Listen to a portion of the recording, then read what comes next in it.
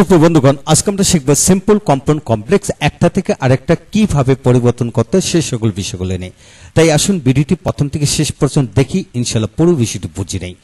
আজকের ভিডিওটি Khan method a complete book of written spoken English grammar এই বইটি নেওয়া হয়েছে। এই বইটি সম্পূর্ণ বাংলা অর্থ সহকারে এবং ভিডিও লেকচার আলোকে তৈরি করেছে। আমাদের ভিডিওগুলো দেখুন, ইনশাআল্লাহ প্রতিটি ভিডিও আপনাদের কাজে আসবে এবং ভালো লাগবে।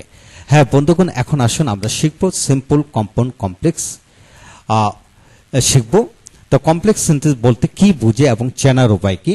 দুই বাক্যের মাঝখানে বা প্রথমে অর্থাৎ এইখানে কিংবা এখানে যদি এরূপ জয়েনিং যুক্ত শব্দগুলি থাকে তাহলে আমরা কমপ্লেক্স বাক্য বুঝে নিব। যেমন though, although, since, as, because, if, হাবোধক, ইফ, নাবোধক, unless, so that, so in order that, so order that, when, while, as soon as, relative pronoun যেমন who, which, that, what, where, why, how, whom. এরূপ joining যুক্ত বিশিষ্ট বাক্যকে আমরা complex বাক্য বুঝে নেব। তো ধরে নেন আপনাকে আপনার শিক্ষক 10,000 কমপ্লেক্স বাক্য দেওয়া হলো। ঠিক 10,000 বাক্যের মধ্যে কিন্তু এইগুলি থাকবে, এর বাইরে কোনো জয়েনিং শব্দ থাকবে না। তো এখন আসুন আমরা শিখব সিম্পল বাক্য বলতে কি বুঝে এবং চেনার উপায় কি। যে সকল সেন্টেন্সগুলি ইন স্পাইট অফ বা despite, because of, on account of, by plus ING, without plus ING, to plus verb বা in order to, to order to, verb plus ING, being, having, এরূপ যুক্ত বাক্যগুলোকে আমরা সিম্পল বাক্য বুঝে নিব। এখন আসেন কম্পাউন্ড সেন্টেন্স বলতে কি বোঝে এবং চেনার উপায় কি। দুই বাক্যের মাঝখানে অর্থাৎ এই জায়গায় যদি and, but, or, otherwise, yet এইগুলো থাকে বা অ্যান্সার থাকে, এই সকল বাক্যকে আমরা কম্পাউন্ড বাক্য বুঝে নেব। এছাড়াও but, and, not only but also, either or, neither not এরূপ বিশিষ্ট বাক্যগুলো আমরা কম্পাউন্ড বাক্য বুঝে নেব।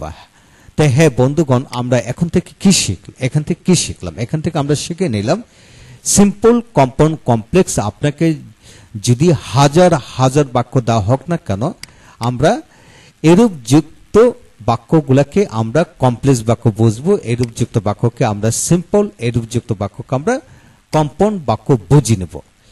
তো এখন আসুন বন্ধুগণ, একটা থেকে আরেকটা কিভাবে পরিবর্তন করবেন সেই বিষয়গুলো আমরা একটা ডায়াগ্রাম থেকে প্রথমে রপ্ত করব। যেমন এখানে কমপ্লেক্স থেকে সিম্পল কম্পাউন্ড করার কৌশল দেওয়া হলো। যেমন দো বা অলদো যুক্ত বাক্যকে যদি সিম্পল করতে দেওয়া হয় তাহলে ইন স্পাইট অফ এই নিয়মে করতে হবে, কম্পাউন্ড হলো বার্ড দিয়ে করতে হবে। সিন্স, অ্যাজ, বিকজ বিশিষ্ট বাক্যকে যদি সিম্পল করতে বলা হয় তাহলে বিকজ অফ দিয়ে করতে হবে, কম্পাউন্ড, অ্যান্ড সো দিয়ে করতে হবে। ইফ অ্যাফার্মেটিভ যুক্ত বাক্যকে বাই প্লাস আইএনজি দিয়ে করতে হবে। ইফ নেগেটিভ যুক্ত বাক্যকে উইদাউট প্লাস আইএনজি দিয়ে করতে হবে, তবে কম্পাউন্ডে অর দিয়ে করতে হবে। সো দ্যাট বা ইন অর্ডার দ্যাট যুক্ত বাক্যকে টু প্লাস ভার্ব অর্থাৎ ইনফিনিটিভ দিয়ে করতে হবে বা ইন অর্ডার টু দিয়ে করতে হবে, আর কম্পাউন্ড অ্যান্ড সো দিয়ে করতে হবে। সো ডট দ্যাট যুক্ত বাক্যকে টু দিয়ে সিম্পল করতে হবে আর বেরি অ্যান্সার দিয়ে কম্পাউন্ড করতে হবে। হয়ন যুক্ত 3 ধরনের বাক্য পাওয়া যায়, সেটা সেন্টেন্স দিয়ে আমরা বোঝাবো। রিলেটিভ প্রনাউন যুক্ত বাক্য কে আমরা সাবজেক্ট বা অবজেক্ট এই নিয়মে করব। তো সেটা সেন্টেন্স শেখানোর সময় আমরা পরিবর্তনের সময় আমরা শিখব। তো এখন আসুন বন্ধুগণ, কমপ্লেক্স টু সিম্পল কম্পাউন্ড 3টা বাক্য একটা বাক্যকে 3 ভাবে কিভাবে করা যায় সেটা শিখব। যেমন এখানে লক্ষ্য করুন যে though he is rich he is not happy. এখানে দো যুক্ত বাক্যকে সিম্পল করতে হলে ইন স্পট অফ দিয়ে করতে হবে। তাই আসুন কিভাবে করা যায় সেটা শিখি। দো থাকলে ইন স্পট অফ বসাতে হবে, সাবজেক্টে পজেসিভ মানে হিয়ার হিজ হবে, আর ভার্বের সাথে আইএনজি যোগ করতে হবে। বন্ধুগণ, আপনাকে যদি ধরে নেন আপনার শিক্ষক 100টা দোযুক্ত বাক্য দিল, এই বাক্যটাকে যেভাবে করা হলো বাকি 100টা বাক্যকে একইভাবে করবেন। যেমন দো থাকলে ইন স্পট অফ দিয়ে করবো, সাবজেক্টে পজিটিভ মানে হি হলে হিজ হবে, আর এম ইজ আর ওয়াজ থাকলে বিং হবে, যদি হ্যাভ এর সাথে থাকলে হ্যাভিং হয়, মূল ভার্ব থাকলে মূল ভার্ব থাকলে আইএনজি যুক্ত করতে হবে, আর বাকি সব নিচে নামাতে হবে। এই সলিউশনটা এখানে চমৎকার করে লেখা আছে। তো বন্ধুগণ, আমি আবার বলবো, ধরে নেন আপনাকে আপনার শিক্ষক 100 নয় 1 লক্ষ দোযুক্ত বাক্য দিল বা অলদোযুক্ত বাক্য দিল। দো পরিবর্তে আমি ইন স্পট অফ বসাবো, তারপর সাবজেক্ট যে কোন সাবজেক্ট হোক আমরা পজিটিভ ফর্ম বসাবো এখানে পজিটিভ ফর্ম লেখা আছে তারপর am is are was are have a said বা মূলবার যেটাই থাকুক অর্থাৎ ভার্ব থাকলে আইএনজি যোগ করতে হবে মনে রাখতে হবে যে পজিটিভ ফর্মের পরে সবসময় ভার্বের সাথে আইএনজি যোগ করতে হয় অর্থাৎ এম ইজ এর প্রেজেন্ট ফর্ম হলো বি প্রেজেন্ট ফর্ম বলতে বেস ফর্ম হলো বি বির সাথে আইএনজি যোগ করতে হবে আর বাকি সব নিচে নামাবেন অর্থাৎ এই বাক্যটাকে যেভাবে বাকি হাজার হাজার বাক্য দ্বৈযুক্ত একইভাবে করবেন আর কম্পাউন্ড দুই বাক্যের মাঝখানে শুধু বাট বসান যেমন he is rich but he is not happy এইভাবে হবে তো বন্ধুগণ এখন আসুন পরবর্তী আরো কিছু বাক্য আমরা এখান থেকে শিখব পরবর্তী পৃষ্ঠা থেকে এখন লক্ষ্য করুন এখানে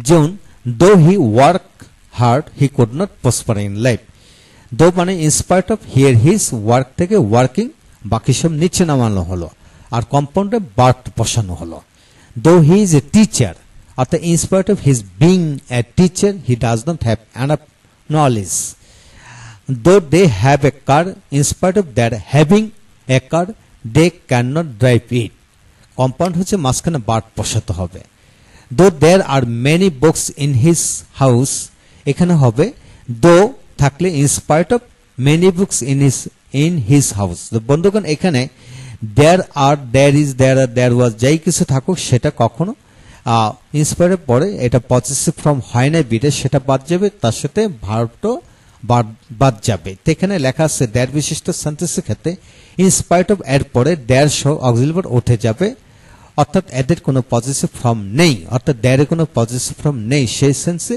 in spite of many books in his house he does not read them at all তো বন্ধুগণ এই হলো মূল বিষয় তো এখন আসুন এখানে আরো এক্সাম্পল গুলা আমি আরো দুই একটা পড়ব যেমন though he reads more in spite of his reading more he cannot do better result though Kamal went to college in spite of Kamal's going to college অর্থাৎ ওয়েন্টের প্রেজেন্ট ফর্ম বা বেস ফর্ম হলো গো থেকে গোয়িং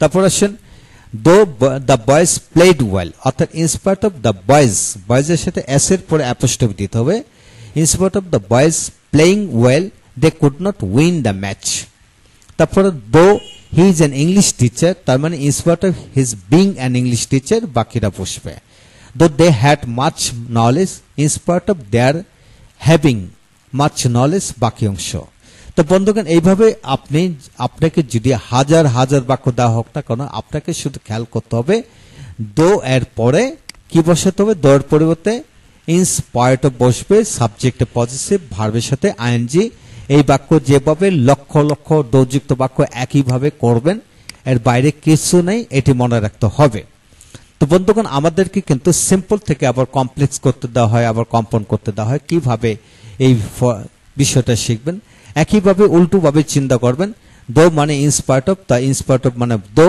সাবজেক্টে পজিটিভ মানে মাই হলে আই হবে তো মাই হলে আই হবে ওয়ার্কিং এর জায়গায় ওয়ার্ক হবে hard I could not prosper in life তো বন্ধুগণ এখানে ওয়ার্কের জায়গায় কি হবে আমাকে খেয়াল করতে হবে দ্বিতীয় বাক্যটা কোন টেন্সে যদি প্রেজেন্ট টেন্স হয় তাহলে প্রেজেন্ট ফর্ম হবে যদি পাস্ট টেন্স হয় তাহলে পাস্ট ফর্ম হবে এইভাবে খেয়াল করতে হবে এখন আসেন বন্ধুগণ পরবর্তী বাক্যতে মানে পৃষ্ঠায় আমরা যাব আর কিছু বাক্য আমরা শিখব তো বন্ধুগণ এটা এইভাবে খেয়াল করবেন উল্টোভাবে চিন্তা করবেন যে ইনস্পাইট অফ মানে দো দ্য বয়েজের সাথে অ্যাপোস্ট্রফি এস উঠে যাবে in spite of the boys in spite of এর জায়গায় কি হবে though the boy works hard and so he could not prosper in life আমাকে এই পাশে টেন্সটা খেয়াল করতে হবে ওয়ার্কের জায়গায় ইডি দিতে হবে ওয়ার্কড অর্থাৎ আমি আবার বলি যে দো দ্য বয়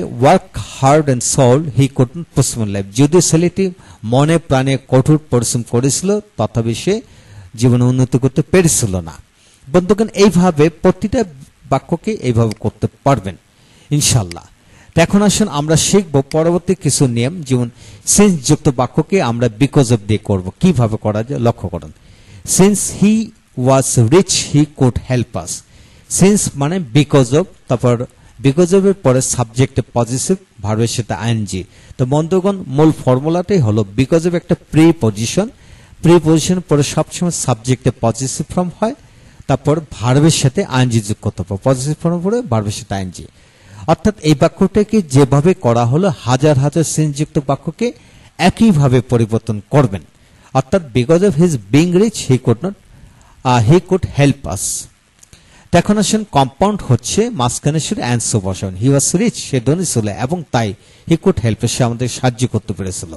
পরবর্তী বাক্যটা দেখুন, since he work hard he could prosper in life. তো because of his working hard he could prosper in life. আর কম্পাউন্ড মাঝখানে অ্যান্সার বসাবেন। প্রতিটা বাক্যকে অবশ্যই বাংলা মিনিং সহকারে যে পড়েন তাহলে সমস্ত জীবনের জন্য রপ্ত হয়ে যাবে। হ্যাঁ বন্ধুগণ, এখানে সমাধান দেওয়া হয়েছে, যারা বোঝেন নাই ভালো করে তারা সমাধানটি পড়ে নেবেন। এখন আসুন আরো কিছু বাক্য আমরা এখান থেকে পড়ব। তা বন্ধুগণ, এখান থেকে আমরা কি শিখে নিলাম? আমরা আজকের ভিডিও থেকে আমরা শিখে নিলাম দো অলদু আর সিন্স একই নিয়ম, অর্থাৎ ইনস্পাইট অফ এর পরে সাবজেক্টিভ, ইনস্পাইট অফ একটা প্রিপজিশন, বিকজ অফ একটা প্রিপজিশন। তো প্রিপজিশন পরে সবসময় সাবজেক্টিভ পজিটিভ ফর্ম, ভার্বের সাথে আইএনজি, বাকিটা নিয়ম মাফিক বসবে। এই নিয়মগুলো ফলো করেন, ইনশাল্লাহ এগিয়ে যাবেন। তো বন্ধুগণ, পরবর্তী ভিডিওতে আমরা বাকি নিয়মগুলো আলোচনা করব। আমাদের সাথে থাকুন, ইনশাল্লাহ প্রতিটি ভিডিও আপনাদের কাজে আসবে, ভালো লাগবে ইনশাল্লাহ। যাদের বই দরকার তারা বইটি সংগ্রহ করতে পারেন। এছাড়া যাদের ভিডিও লেকচার দরকার, আমরা ফ্রি ভিডিও লেকচার দিয়ে থাকি পাবলিকেশনের সাথে, আমরা এটা করে থাকি। এছাড়া আমাদের প্রকাশনী অর্থাৎ that means Khan method publication বর্তমান বইয়ের সংখ্যা হলো 100টি। প্রতিটা বই ভিডিও লেকচার আলোকে তৈরি করা হয়েছে। আমাদের প্রতিটা বইয়ের ভিডিও লেকচার আছে, আমাদের ভিডিওগুলো দেখুন। প্রতিটা বই ভিডিও লেকচারই ভালো লাগবে এবং যাদের বই দরকার তারা আমাদের সাথে যোগাযোগ করতে পারেন, আমাদের বই নিতে পারেন। আর মনে রাখুন, আমরা ফ্রি ভিডিও লেকচারগুলি সবাইকে দিয়ে থাকি পেন ড্রাইভের মাধ্যমে। যাদের দরকার আমাদের সাথে যোগাযোগ করতে পারেন। Thank you very much.